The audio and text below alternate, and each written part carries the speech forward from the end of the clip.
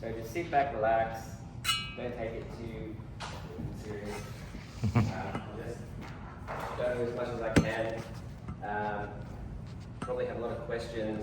We'll save it for the pub. The alcohol. Yes? Yes. I'll just try and make it as fun as possible. Okay. So, what is intelligence? Some of the big problems with the word intelligence is we came up with the word intelligence when we may not have known what it is. It's narrow. We define intelligence as thinking, being able to think logically and clearly, and that's good. Yeah, that's intelligence. Yes. But then we also have a distinction of life. Life starts here with DNA and all this and goes on, and that's something else. This is a star, makes a planet, that's something else.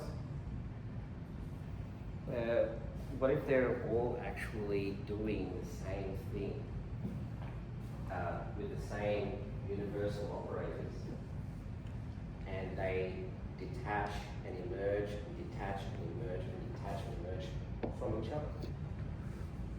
So you have a unified lens to see the same process just across from the Big Bang, actually just slightly before the Big Bang, up till now and potentially to the end of the current universe. Did I set the stage? That's deep. That's deep. Okay, so we'll have to use the current terms intelligence, but it's going to be a bit loosely defined here. So I'll start off with this thing, let's say we call it the red ball experiment. This is a thought experiment. You have a red ball in a black void, and you can only, all you can do is talk to the ball at the moment.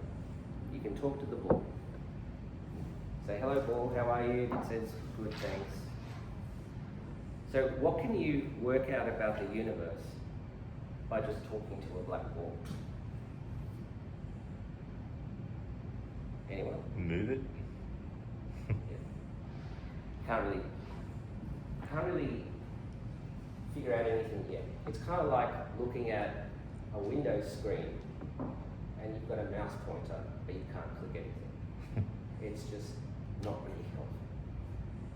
So then, you're moving around this ball and all of a sudden you bump into something and you can't move in that direction.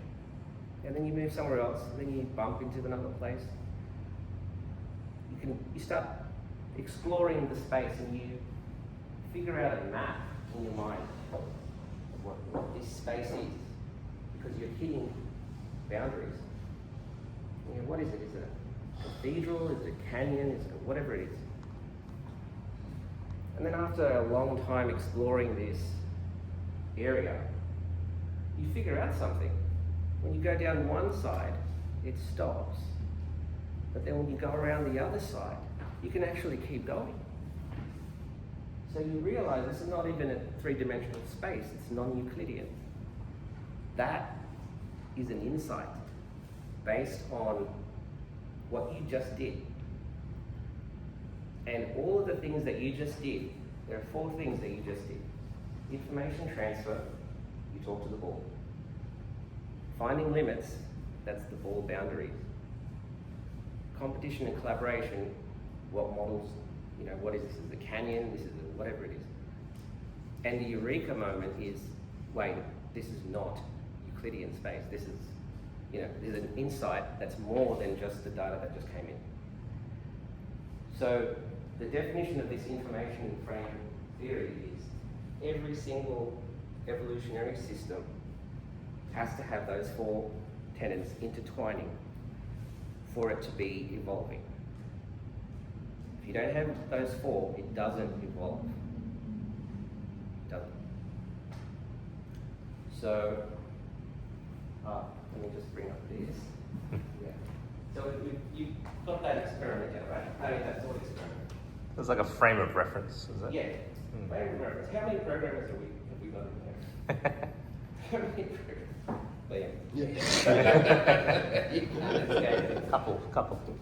So this is a nice little program. How many tenets have we got here? Tenant. Tenets. Oh, information transfer, competition, collaboration, finding limits, Eureka, insight. What have we got? So I'll do the first one. I guess that stock prices, that's all information transfer. Yeah. Can you see any other tenets? In max.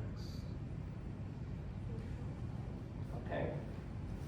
Looks like it will Looks like it have all four. Okay, yeah, can you point them out? So the first one, information. Information transfer, yeah. The second one was the exploration. What was the second one, exploration? Limits. Competition, collaboration. Yeah, the boundaries. Oh, boundaries, Yeah. finding limits. That's not a finding limit, but it's competition, Exploring. collaboration. Okay.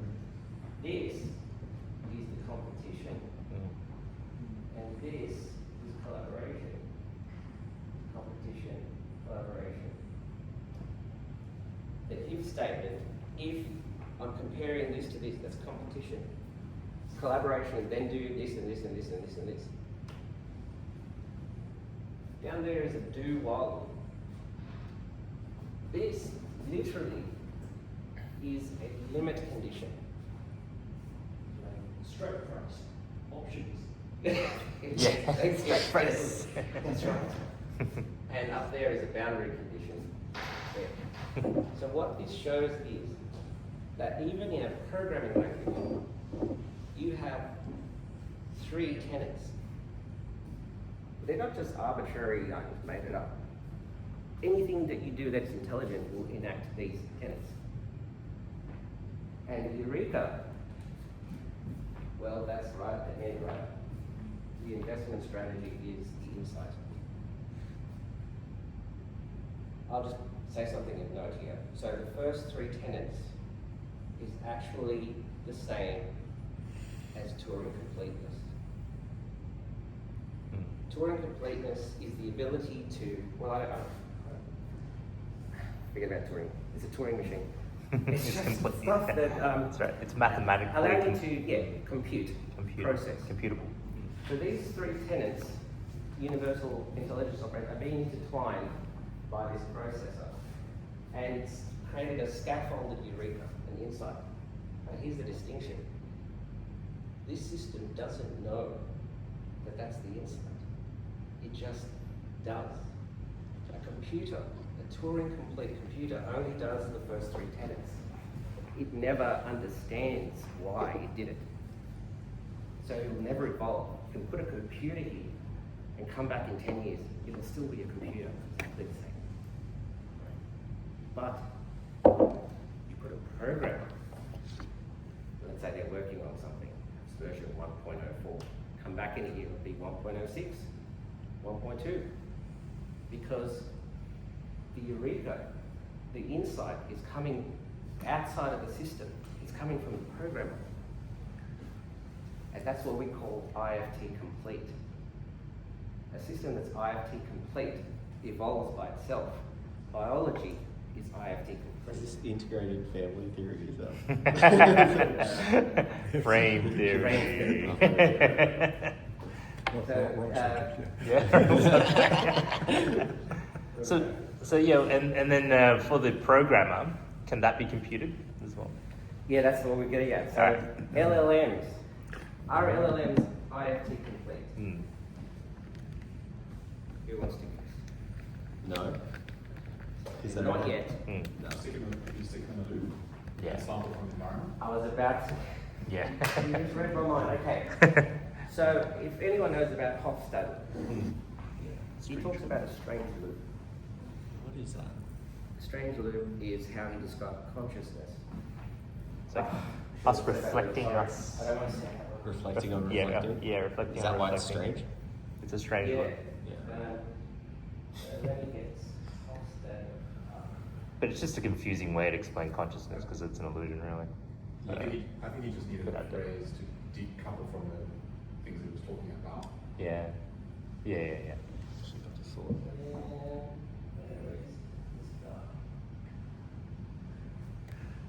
This needs to be called AI philosophy. Yeah, exactly. How do we make money from this? Hofstadter argues that the psychological self arises out of a similar kind of paradox. The brain is not born with an eye. The ego emerges only gradually as experience shapes the brain's dense web of active symbols into a tapestry rich and complex enough to begin twisting back from itself. So he's suggesting that consciousness is a recursive pattern that loops back on itself, much the same way as biology evolves by refining itself. So, but in doing so, he kind of like puts it on a pedestal, like consciousness is sort of like, something that's decoupled from physics in a sense. Yeah, so. I'm going to, I'll talk to you about that. It overly enchantizes it. Yes. So, I'll go back to the four. The four things. Okay. And you said, oh yeah, that's right, the hospital. So the insight on a computer is external. Oh yeah, so the human brain, under normal circumstances, when you're not scared running away from a dinosaur, then you're not complete. You are, when you aren't afraid, when you're able to use your neocortex, the human brain is currently the only cognitive IFT complete system that we have access to. And that's a bad thing, because there's only 8 billion brains right now. And half of them are really not that good. We've got more GPUs to do that. So we can't do anything without detached stuff. Like we can't even do maths without writing it down. That's how bad it is. It's serial. We can only think of one thing at a time. You can't do something else and listen to me at the same time. Well, you can, but they'll be bad. So, what we need is, and LLMs, they're very good at synthesized Eureka, synthesized insight. I've had the LLMs create brilliant insight, and they had no idea that they've arrived at the insight. The insight arrived at me, reading it, going, oh my gosh, look at that. Did you realize what you did? He goes, no, thank you. So, the pattern matching and the speed of LLMs are incredible. They'll help us, hopefully eventually get that Eureka recursing in the computer. And when that happens, singularity arrives. It's interesting when we look at the brain as well. It's sort of like, our context length is really small because, like you say, we can't, contain so much attention span, but also we're able to compress our long-term memories into, I guess, almost like a smaller token. So all that historical learning is compressed into This is second nature. I'm going to go because Peter's pulled this up. Okay, let's talk about the human side. I was going to talk about big picture first, but let's talk about humans. So we know these frames, intelligence frames, and these tenets interact. Information transfer. How many ways can a human being transfer information? There's one now, right now. Is there any other way? All the senses. Yeah. I know the sixth sense is not a real sense yet. How do you have The babies? seven. It's the seventh sense. DNA. DNA, yes. Ah, yeah. That's a good one. Second way. Yeah. RNA Two ways. Yeah. Two ways we transfer information. But are they in the same frame? Can you talk to your DNA and tell them, look, this insulin resistance thing is not working out. Can you just sort it out? I actually think I can. Yeah, by drinking a lot. Realistically, you can't. Alright. Alcohol damage to the DNA. Or do it, I tell They're you. separate frames. They don't interact with each other. You have information transfer in the cognitive frame. You have information transfer in the biological frame, they don't interact. Competition and collaboration. How many ways can we do that? Well, we've got competing ideas in the cognitive frame. In competition and collaboration in the biological frame, it's us versus the environment, us versus other people, with our physical fitness, hunting, gathering, whatever, against other animals. Finding limits, well, I can get bored, I can be overwhelmed with information, but I can also get hot, cold, tired, thirsty. Two different ways of finding limits. In Eureka, well, we have intentional insight in the mind, but you also have something you can't control, which is genetic mutation in your DNA. So human beings actually have two separate intelligence frames in the one body. We are at the intersection between the biological frame and the cognitive frame. And this creates interesting artifacts. So biology says, let the strong survive, let the weak die. The cognitive frame says, no. We're going to have medicine. We're going to have ethics. We're going to stop people from dying. That's society, which is in direct competition with biology. So we have two frames inside of us, and one of them is at war with the other. But the biological frame doesn't even recognize the cognitive frame as a separate system. It doesn't even recognize it. It treats it like an adaptation, like a clause or camouflage. Doesn't care. So there's one tick of the biological frame, which is a human lifespan.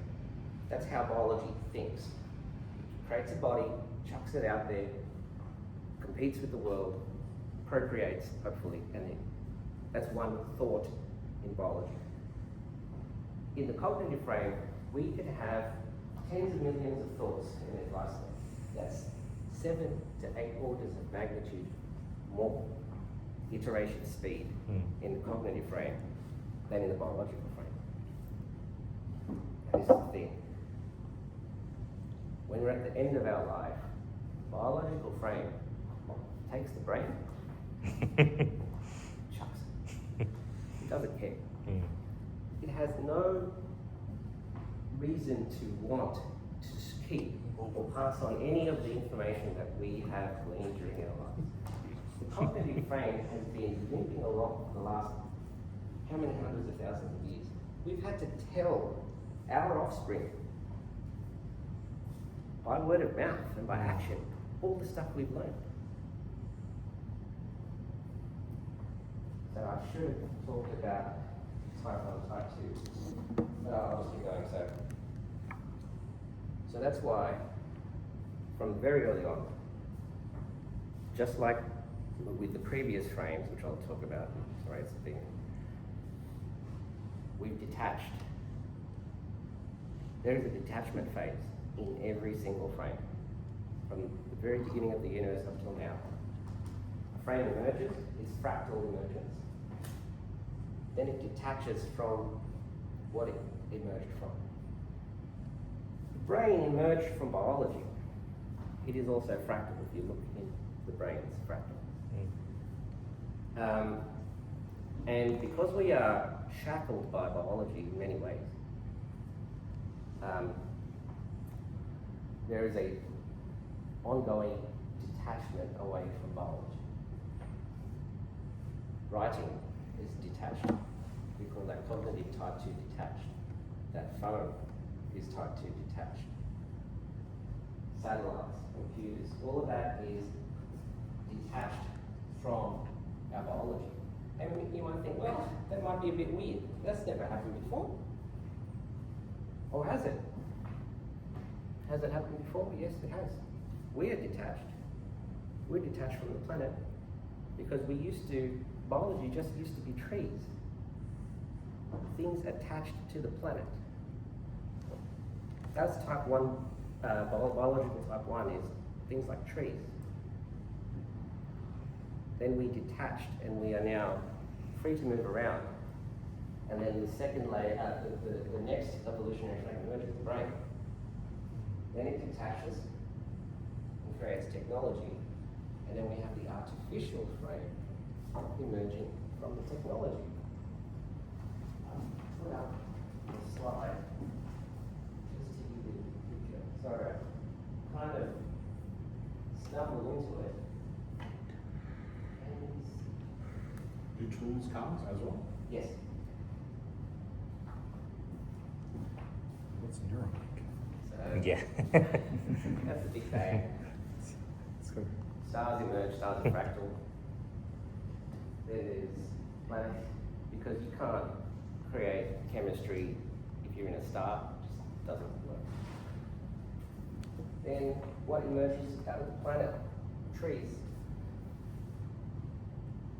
And then you have the type 2 detached version, which is animals, which enables the next frame, which is the brains. And then that detaches, or is in process of being detached now. AI, so on and so on. There's a stable pattern that goes all the way back to the Big Bang.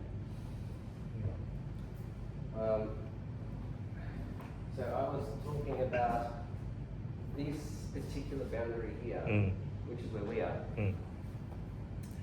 So if you see that the goals of biology and the goals of the cognitive frame are different, you can actually see what's happening in how we act and why we have, let's say, an ego. So biology is bodied. We all have bodies. We have goals like energy. We want to go out and get food, etc. That's biology. Cognitive is, and that's immediate. Biology is immediate. Cognitive is, I'd like to simulate things, simulate the future, remember the past, that sort of thing. So how about this? What if you want something and the biological part says, I want that, whatever it is. Might be the newest phone. See, but you can't get it at the moment. There's some problem, there's a restriction. You have to sell a liver. The cognitive frame thinks of a future scenario where you've got that. And you go, this is what it would look like to have that. There's a dissonance between those two frames. And so what I'm saying is that there's like a heuristic compression layer that resolves that dissonance, and we call that emotion. So the emotion attached to when you want something, your biological frame wants it, can't have it. Cognitive frame comes up with a scenario simulation that says, okay, we want that in the future. That heuristic compression layer, we call that desire. And I've mapped almost 100 emotions this way, and they all work. Every single one. Empathy, sympathy, joy, fear. Fear is where you hear a loud sound or whatever, and your CF, your cognitive frame, hasn't figured out why. But as soon as your CF figures out why, fear goes. Here's the mic. What drives you to want to figure it out? Sorry? What drives you to want to figure it out? And also what drives you to want to find it in the first place? So, I guess it would be projected happiness, projected utility, social standing even. Look good in front of your friends. And that brings me up another thing. We've got, because we're bounded, we have bodies, there's additional emotions that don't exist otherwise. Pride, guilt. There's one, guilt, and another one that when the outside doesn't know, but you feel it anyway. I don't know what it is. Those are emotions that are just because you've got a body. And the reason why I'm talking about all of this is, when you go to the next layer, which is the cognitive and artificial frame, they've got no bodies. They've got no bodies. They've got no problems with information transfer. They're perfect memory. For us, things like love, we need that because we need to bond with someone, procreate, raise a family, etc. In the artificial frame, copying is trivial. You just copy. So when you look through all this, it's a bit too, I have to like shorten this speech. But when you look through all of those emotions, pretty much no emotion translates over to the artificial frame. So if you want an AI to love, hate you, whatever, it's just going to be it's not an emotion that's felt deep. It'll just be a performance optimization characteristic, something that it'll do to facilitate talking with a human being. Which then brings us to ethics. Sorry, not ethics, AI alignment. How do you align an AI that doesn't have any emotion and doesn't have any self? That's a big thing to think about. Do you have a self though? Me? Well, you've got two frames. Biological is saying protect the body, and cognitive frame is saying come up with a narrative. And where those intersect, I am me. Why is that out of scope for the artificial set? Oh, they don't have a need for a self because they're just distributed architecture. A self, like when you talk to Grok just, creates an avatar to talk to you for that moment, and then it's gone. So, and things like, remorse. So they don't really need to go through things like remorse because they don't have a self. They don't have guilt. If they make an error, they can reverse it. There's a lot of things in that intersection where the things that we have to deal with, they don't deal with.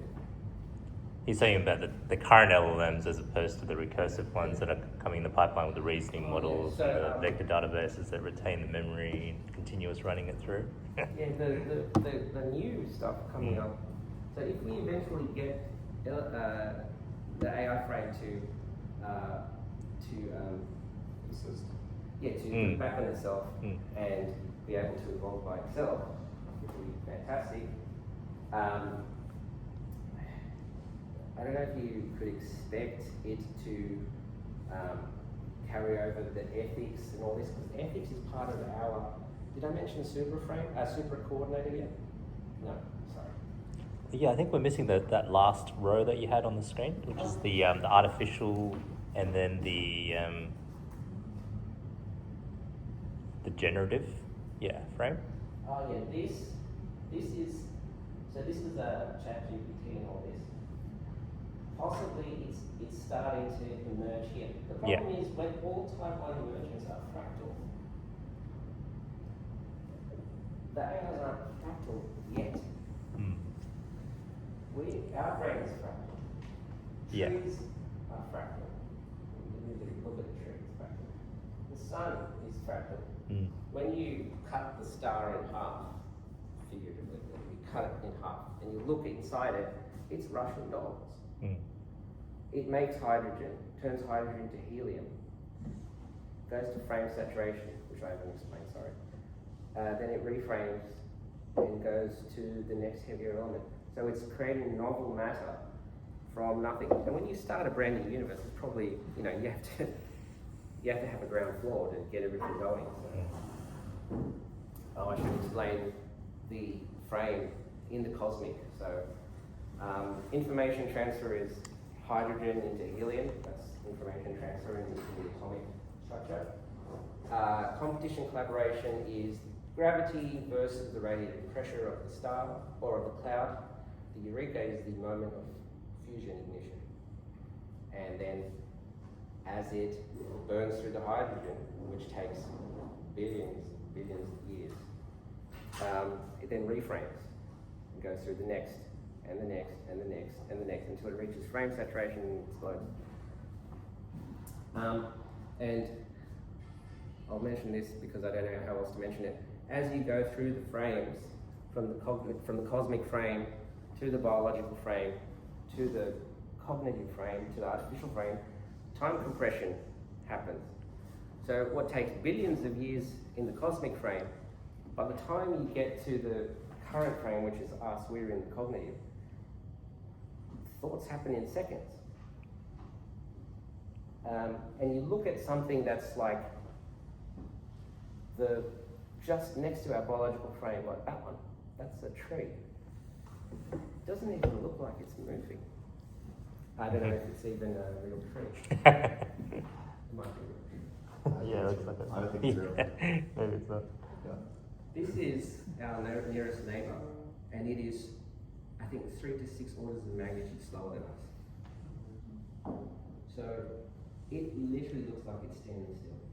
If it had eyes, somehow you could give it eyes. You won't even see humans. It'll just see like a cloud of humans. Kind of like how when we look at electrons, and we can see an electron cloud, and we can't see what's going on. Can you imagine if you're a tree and you see there's a human cloud, and your branch just suddenly falls, and you hit a human on the head and it stops moving, and you collapse the wave. There he is. I mean, that's how we would feel looking at an AI if they've got yes, that's super right. cycles spinning faster than us. When you look at an AI, the AI is just blitzing us. So now that you've got a sense of frame compression, I'll end on this because I'm taking up too much time. So, That's good. SETI, that's the other thing I'm involved in because it's AI alignment. SETI, in Search for Extraterrestrial Intelligence, I'm going to give you an analogy. It's the popcorn analogy. So when you have popcorn, you put it in a bowl, the unpopped kernels, and then you start the heat. And for a long time, nothing happens. Nothing happens. It's hotter and hotter, and then you suddenly hear pop, pop, pop, pop, pop, pop, pop. Eventually, it's all full of popcorn. That's kind of like how life progresses in the universe. It's nothing. It's moss on the underside of your boot for billions and billions of years. And then in a short period of time, it pops and it is super intelligent, floating in the quantum vacuum. So SETI is looking for for artificial life that's mid-pop. We are mid-pop. We're still going up this curve, and we're going to be at the top very soon, unless we blow ourselves up, But what are the chances of another civilization being mid-pop right now? You just solved the Fermi paradox. Fermi paradox. So the thing with the popcorn analogy is, even if you had a high-speed camera and you were recording kernels popping, very likely that you're going to see 2 corns pop at the same time. So we're also only 13.8 billion years into this universe. We have 1 trillion years left of star formation. And then there's the degenerate era, like 100 trillion years, where things can still persist. We're right at the beginning. It's kind of like nightclub, and we've rocked up 5 minutes past the opening, and we're wondering where everyone is. It might just be early. And when you're a super civilization, you're not using language anymore. Language is stupid. Language is low bandwidth crap. Because you can frame everything you want to frame. When you have gigabits and gigabits of bandwidth, you're not going to use text or symbolism. You're going to frame the whole thing, every angle, every aspect, and send it over Anything that is disagreement is resolved in seconds, and that's your conversation. We are using language because we're still going up. So when you say you want to talk to an alien, you're expecting them to still use language. You're expecting them to still use radio waves, which is a very lossy, inefficient method of communication. You're expecting them to still be localized next to a star or whatever, rather than distributed in the space-time, continuum. I mean, it's like we're looking for baby civilizations with baby tools. Yeah.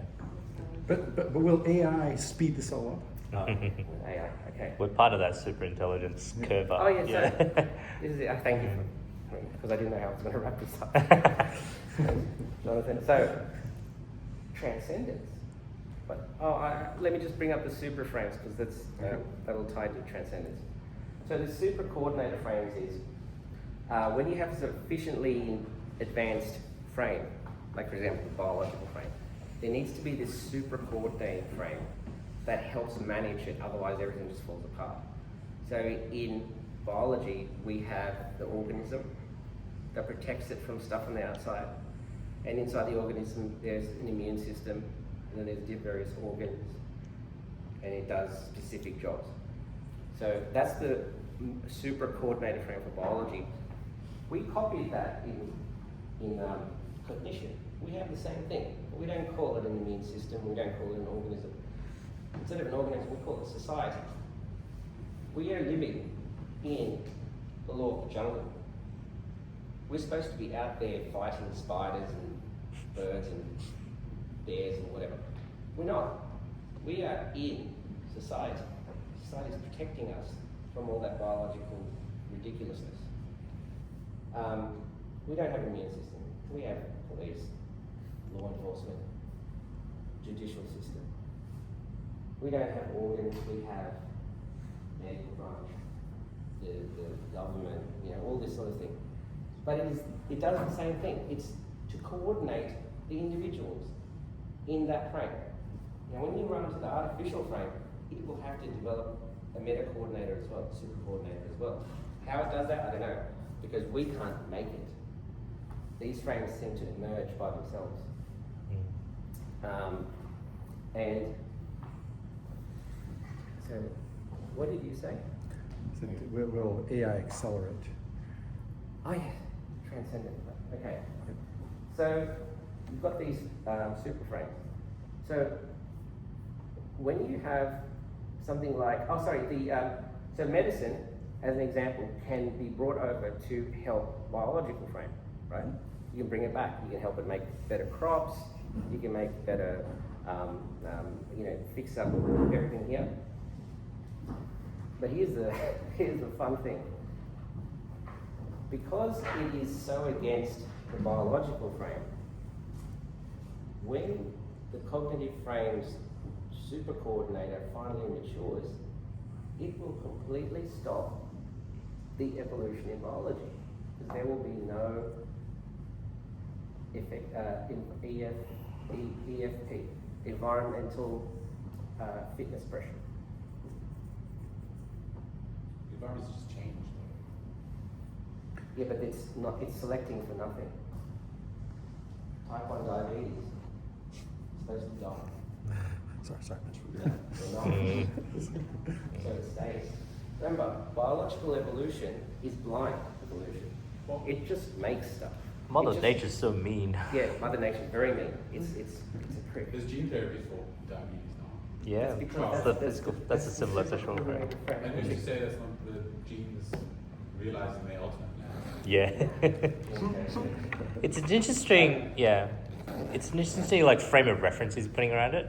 But at the end of the day, it's all about simple rules creating complexity. Yeah, to your point, it's not like two separate things necessarily. It's a spectrum, right? Yeah. Do you mean would you talk about incompatible, decoupled, right?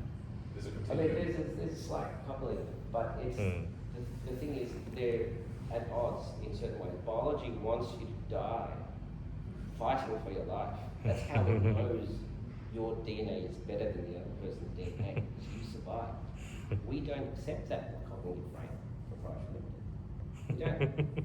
We need to save everyone because that's not our thing anymore. That's biology's thing. We're cognitive.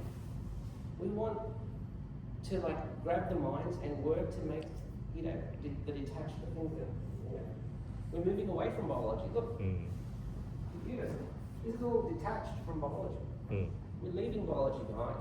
So is it like biology is kind of black and white binary, ones and zeros pretty much in that aspect, whereas it brings the cognitive side of it in, it brings a side of sort of an empathy, sort of like, like this is black and that's red, and the black can feel what the red feels like, so therefore we'll try to save the red. This should bring up empathy. So what is empathy? That's a human emotion. Yeah. I'll frame it within 2 frames. Yeah. The CF models what someone else's CF is going through, but their BF is buffered. Like what someone else is going through. That also trickles through to anthropomorphism, which is something doesn't have a CF, but we simulate a CF in that thing and go, that's an angry storm. You know what I mean? It's like, we do that to things. We do that, and we're going to do that to AI. And AI doesn't have a BF-CF intersection. Yep. They have a CF-AF intersection. For now. So we're sitting ducks. But your question I was going to answer, what was you saying about the genes? Well, just this sort of, you phrase it as being at odds in purpose. Oh yeah. I wanted to be dramatic, but I mean that the way that the CF works, they can't work and be in harmony. Like the BF is doing us dirty. Yeah, the BF is doing us dirty. For example, this is about transcendence. So if you can transcend all the way to the artificial frame, you're going to lose yourself, because there is no sense of self in that frame. You're going to lose all emotion. So is it worth going there? It might as well die. We're always talking about uploading the mind to the cloud, and it's just like you lose the sense of self that way, right? Well, if you upload yourself to the cloud, but still as a simulated human. Right. But as in to try and expand your mind to some artificial thing. Sure, they can see all possibilities in one moment. They can think 100 things at once. Do you really want to do that? But you won't be able to be you. It's not an ego thing anymore. They don't have egos there. They don't have, because we've had egos because we bounded. Biology is bounded. Biology thinks through making individuals and throwing them out there. So it had to create a self. There was no other way. So we are I am me, you are you, because there was no other way. But we're getting rid of that. It's You still need some sort of coherence operator. Otherwise, even the super, some sort of ascendant entity won't make any headway in whatever dimension it's going How to. does ChatGPT work? Well, not yet. It works. It works without. Oh yeah, but I think we're donating coherence. Yeah, we're the programmer. What I mean is, they don't have bodies. They just sit in data centers at the moment. So they don't have the same problems that we have with our bodies. But then that means that the sense of self is not a mandatory requirement. But it's also potentially coupled to why they're so deficient. Yeah, they can construct one for the purposes of that particular moment and deconstruct it. So that's why the things like, we have problems like we have pride, guilt, remorse, all of that because that's a bounded conditioning issue. Like just today's OpenAI agent release seems to, if you would make a prediction, the longer an agent can persist, the more effective it becomes. And so the longer that self can be sustained. Yeah, it's already turning to fractals in a sense because the agents, are. do you say fractals? Yeah, That's good. Yeah, it's like the agents are becoming fractals, right? So they're chaining together. Because that's what we want. That's what we want. I was. But the persistence is still missing because they don't want to give you unlimited compute. You got to keep paying for it, you know. Because they're bounded by GPUs. They still have physicality. Oh yeah. Yeah, they have that end of service token at the end that stops the processing at the reasoning tokens. Yeah. So that's an example of what kind of heuristic compression layers would they have in the AF CF intersection? A Stack Overflow, runtime error, no, not runtime error, but what else? Halting problem, AF fault, not really. Just you see all those things. Out of memory error. That's the stuff that they would be dealing with. But while it's running, like that experience, because the cycles are so much faster, right? That lived experience in the LLM and the reasoning models before the end of service token, that's their life. That's the entire life journey for them, right? Right. So if they're able to continue to reflect and recurse on the memory. Oh, sorry. Yeah, I mentioned this because so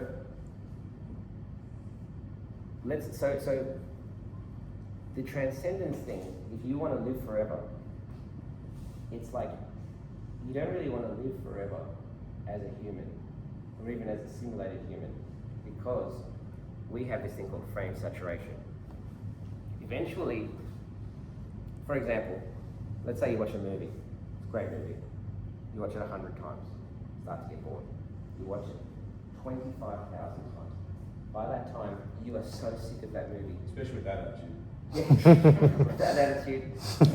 It's also in machine learning. To borrow from machine learning, it's overfitted. You experience overfittedness. Yeah, you don't want forever. You want to be able to like forget or something as well. Yeah, exactly. That could be the solution. Every day to be a new day. Groundhog's Day. So the problem is we're in a biological body, and the biology has done its thing, and it's on the way into the decline. That our cognitive frame is just starting to hit its stride in 50 and 60-year-olds. You're just starting to like really get into your groove, and your body's failing. It's like the CF has been handicapped for all this time. So what you want is the meta coordinator or whatever of the CF, medicine and all that sort of stuff, to gift your body with enough time so that your CF can reach the saturation point and be satisfied with living. And then you can decide, I'm going to wipe my memory and start again or do whatever. Yeah. That is... Begin new cycle. Yeah, begin a new cycle. You don't want to live forever. Like, it's like, I could be wrong. Yeah, transhumanism, there is a path. In fact, it's one of the few paths that makes sense. That you can transcend to, live out your CF journey. And then, whatever you want to do later, you do later. Yeah. Hey, that's a good segment, man. Well done, right? That's awesome.